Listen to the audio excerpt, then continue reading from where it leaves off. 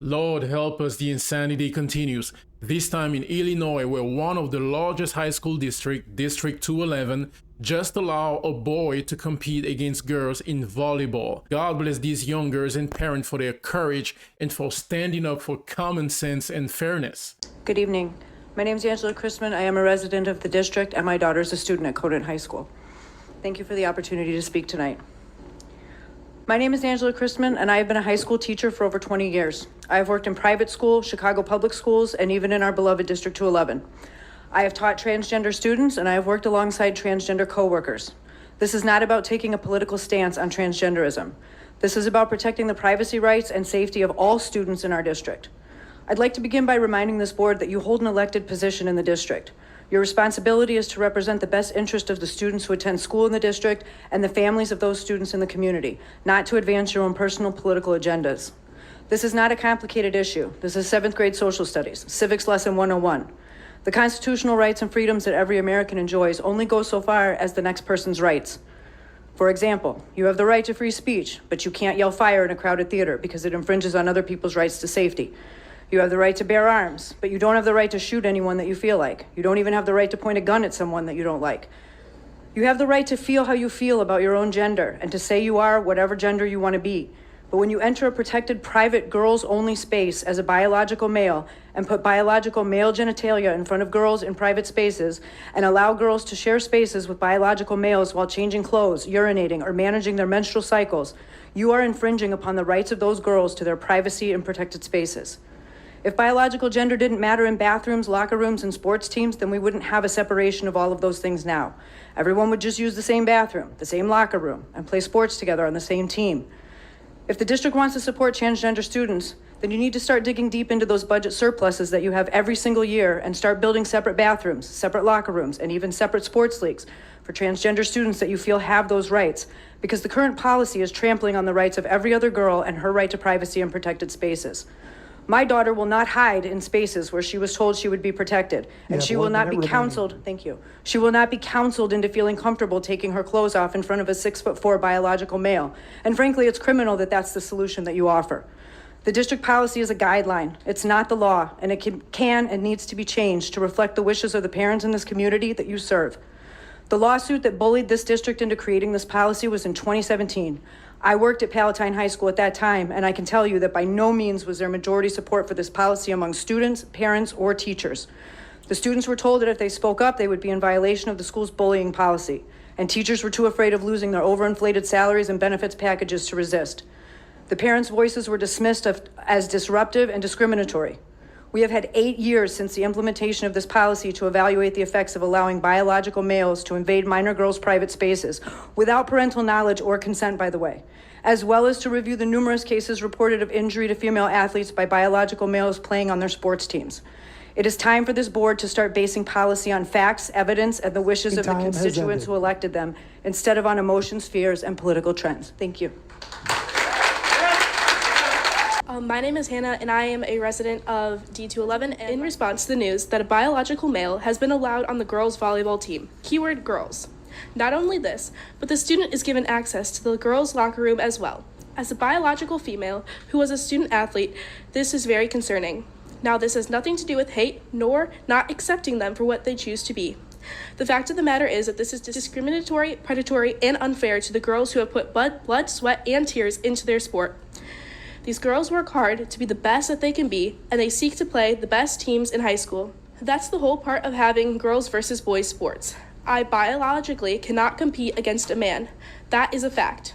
Girls join these teams to play other girls. If they didn't want to play just girls, they would join a club team. You may be thinking, what is the issue with letting a transgender student on the team? Well, thank goodness I'm here to help. Number one, letting a man compete against and beat women goes against everything that women have fought for in terms of equality. We want to be treated the same as men, but we don't want to compete against men. This is harmful for girls who work so hard for the wins, championships, and scholarships that they receive from sports. The fact of the matter is that this is an issue. While I will not go into every case, there are many examples of women who have lost scholarships and spots on teams to transgender athletes. As a traditional feminist woman, this is unacceptable. We did not fight for equality just to let men into our sports.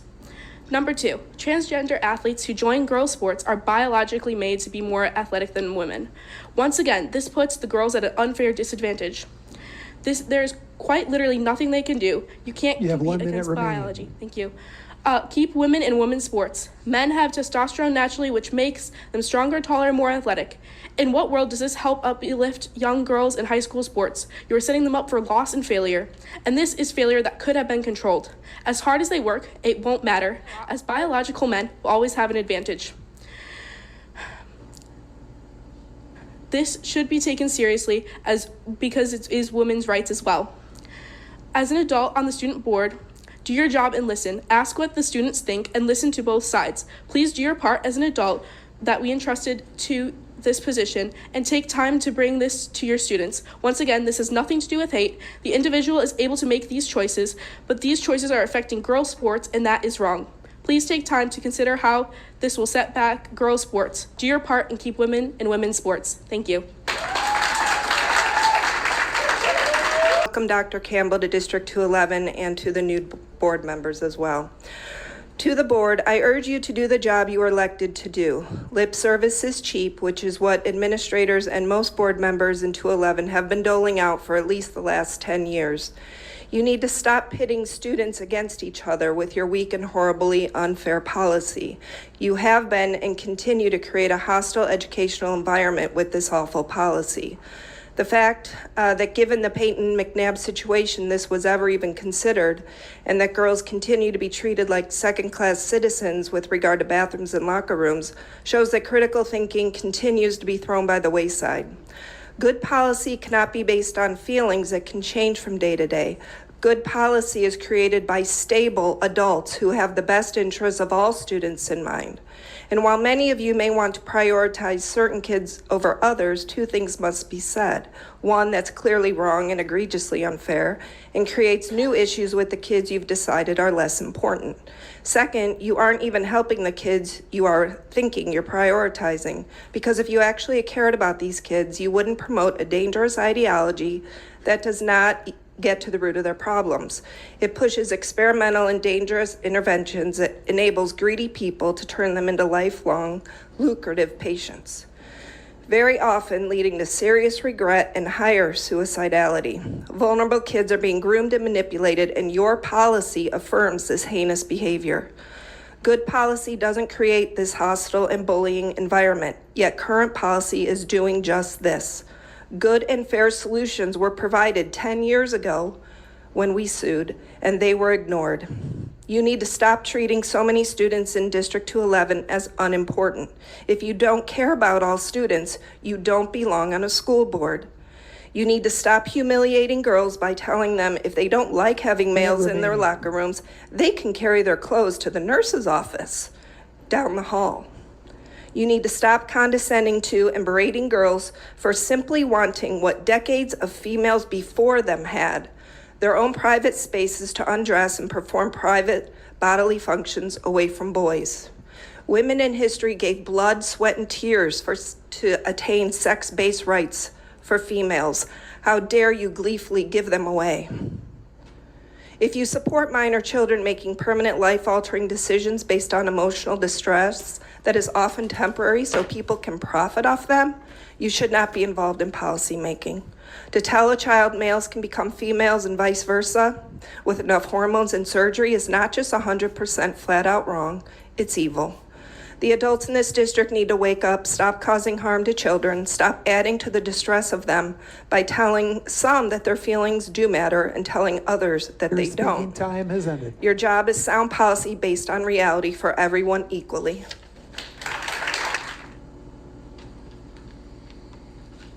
Good evening. My name is Karen Powers. I am a resident of Hoffman Estates, and my daughter thankfully graduated Hoffman High 2.5 years ago. I'm speaking tonight to support the young women of the Conant girls volleyball team and their families after hearing the news that a boy is being allowed to compete on their team. I'm disgusted by the way this district has dismissed the safety of these young girls, as well as the safety of the young girls on the opposing teams that they will be playing. I am disgusted that the district is robbing these young women of athletic opportunities not only at the high school level, but potential opportunities to compete at the collegiate level. The district is in direct violation of a federal executive order and risks losing their federal funding. The boy in question is 6'4" and has zero volleyball experience, yet somehow managed to make the team. A longtime beloved coach of the girls' volleyball team quit, and if she is here or watching, I have the utmost respect for you standing firm on your morals and values. As I look at the board in front of me, I see members with daughters of their own, and I ask you, would you want your daughter to compete against a boy who is 6'4"? Would you be happy if a boy secured a spot on the team meant for your daughter? Would you want your daughter to undress in front of him in the locker room? Would you want him to undress in front of her? Would you want your daughter to be hit in the head with a volleyball that was spiked by a boy? Look up Peyton McNabb, who suffered a brain injury after being hit in the head by a boy with the ball. Boys are inherently stronger than girls. 1 minute remaining. That is a fact. If you disagree with this statement, please explain to me why we have boys sports and girls sports. Members of this board, past and present, over the last 5 years have followed the science when making damaging decisions regarding the students of D211. Why has this suddenly stopped? Why have you stopped following the science? Is it fear of a lawsuit from a 6'4" boy and his family? I would hope that the girls on the Conant volleyball team are preparing for legal action, but I also hope the teams they compete against are as well. Science says he is a biological boy and can never be a girl. This is not an attack on the boy. If he wants to pretend to be a girl, that is his choice. However, it is not society's responsibility to pretend he is one. It's not a girl's responsibility to feel uncomfortable or unsafe for the sake of a boy pretending to be a girl. He should be participating in sports designated for boys because he will always be one. When do the girls in D211 get to feel safe, recognized, and protected? Next.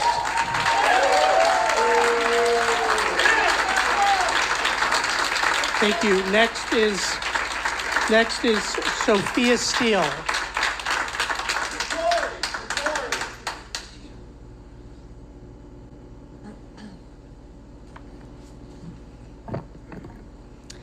Good evening. My name is Sophia Steele. I went to Hoffman Estates High School. I played golf there, and I then graduated from UW Oshkosh and was a female golfer in college as well. As a former D211 student and athlete, now a collegiate athlete, what I have seen here is heartbreaking. High school sports are a place for athletes to truly flourish at their sport. Whether that's them coming in as a freshman, they have 4 years to truly excel and to go play at the collegiate level, just like I did. What we're doing here now is we're discouraging girls who are playing to lose their spot on a team and then quit and not be able to play at the collegiate level and have the experience just as I did. Now, I know many of you have daughters in D211. My question to you is, do you want your daughters losing their spot on their sports team just because a man decided to transition to female? Do you want your daughters changing in the locker room and next to them is a penis? Do you want your girls to talk about girl stuff, their periods, whatever that might be, next to someone that has male genitalia? Probably not. But I can tell you at Conant, that's what's happening. And if we allow it, yes, it's one person right now, but if we allow it to happen, it's just gonna keep happening. And there's so many schools in D211, I can tell you it's gonna happen again. The point is, males have 39.4% more muscle mass than a female. Females that of 29.4%. You can't change that with hormones. That's not going to change if you take more testosterone. They're going to be stronger. If I went to go play golf 1 with minute a male, remaining. thank you. If I went to go play golf with a male, sure, I will not win because they hit way farther than I do. I'm good, but I'm not that of a male level. I hope you realize that female athletes are really tired of fighting for their own sport. We have Title IX for a reason. We fought so hard because I don't want to play golf with a male, but I feel like we're moving backwards. And here I am. I went to school, but I came home just for this reason because I truly feel like we're moving backwards, and Title IX is to separate that. Thank you.